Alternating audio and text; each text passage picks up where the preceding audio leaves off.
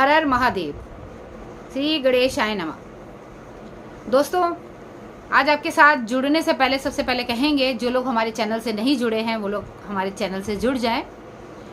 आज हम जिस टॉपिक पे चर्चा करने वाले हैं वो है गणेश चतुर्थी। सभी को इंतजार हो रहा होगा कि गणेश चतुर्थी कब है। सारे त्योहार बारी बारी से आते जा रहे हैं। अभी जन्माष्टमी समाप्त हुई, अब गणेश चतुर्थी, उसके बाद हमारे पितर आ जाएंगे, उसके बाद फिर माता रानी का आगमन होगा, फिर महालक्ष्मी का आगमन होगा। ऐसे ही सारे त्योहार होते जाएंगे। अब यहाँ पर कई लोग अपने घर में भगवान श्री गणेश की स्थापना करते हैं। 10 दिन का मनाया जाने वाला यह त्योहार बहुत ज़्यादा महत्वपूर्ण रहता है, क्योंकि कई लोग मन्नतों के अनुसार भी अपने घर में गणपति जी के उत्सव बनाते हैं, गणपति जी की मूर्ति लेके आते हैं। मगर ये मनाया कब जाता है?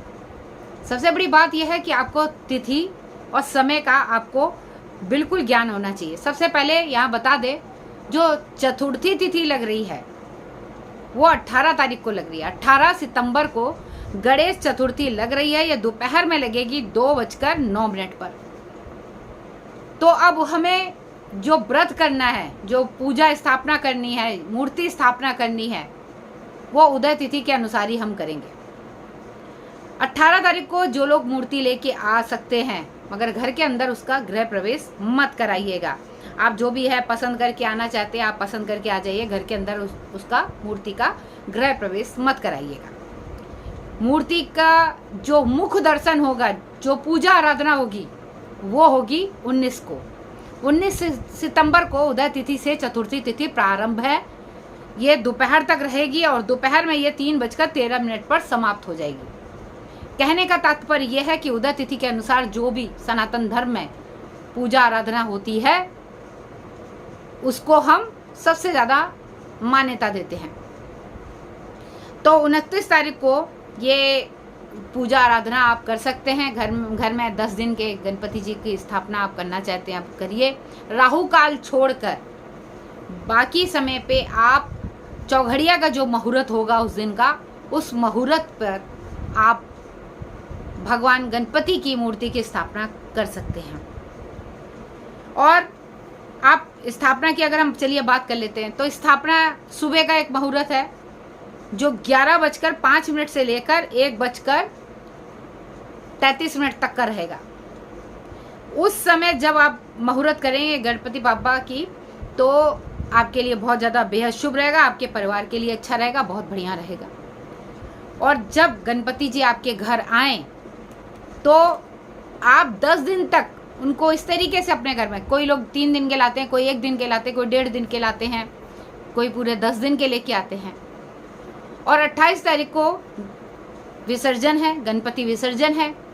गणेश चतुर्थी की जो 10 दिन की पूजा है उसका समापन का दिन 28 तारीख है, क्योंकि 29 सितंबर से पितृपक्ष प्रारंभ हो जाएंगे और उस पर भी हम चर्चा करेंगे। जो लोग हमसे जुड़ना चाहेंगे तो जरूर जुड़िएगा और बताइएगा क्या क्या पूछना चाहते हैं पितृपक्ष से संबंधित। उसमें भी हमने एक वीडियो तैयार किया है जिसमें हम आपको बताएंगे कौन कौन से लोग व्रत पूजा आराधना पितृपक्ष के लिए भी होता है, वो कौन कौन से लोग हैं वो कर सकते हैं, किन किन लोगों को करना चाहिए, उस पर हम वीडियो बनाएं।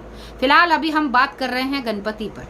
जी हाँ, गणपति बाप्पा आपके घर 10 दिन के लिए आएंगे, तो उससे पहले आपको क्या करना है, अपने घर में उनके आने से पहले सुंदर सा साफ सफाई करने के बाद एक सुंदर सा स्थान बनाना है, मंडप बनाना है, चौकी आपने रखनी है।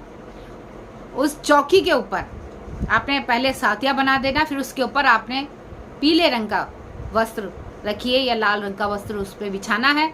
उसके बाद आपने गणपति जी के लिए जो भी आपने चौकी और छोटा सा जो आसन, एक चांदी का कोई बनाता है, कोई अलग अलग तरीके का बनाता है, तो आप वो बनाइए। और एक मुट्ठी भरकर आपने थोड़ा सा गेहूं रख दीजिएगा और गेहूं को आपने इस तरीके से थोड़ा सा वो कर दीजिएगा, बिखेर दीजिएगा, क्योंकि गेहूं के ऊपर और उसके ऊपर गेहूं के ऊपर आपने पान का पत्ता रख देना है।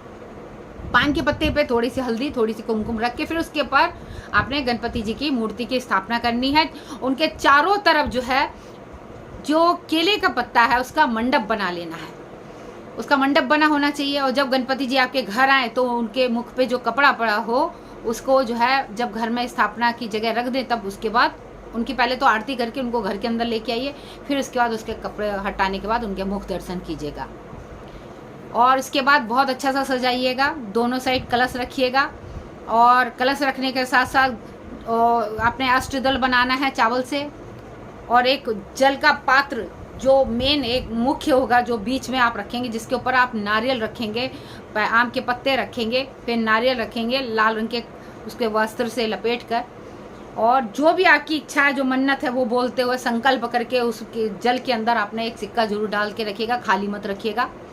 और गणपति जी की स्थापना करने के बाद हर रोज अच्छे अच्छे भोजन बनाइएगा। घर में कलहा कलेश बिल्कुल नहीं होना चाहिए।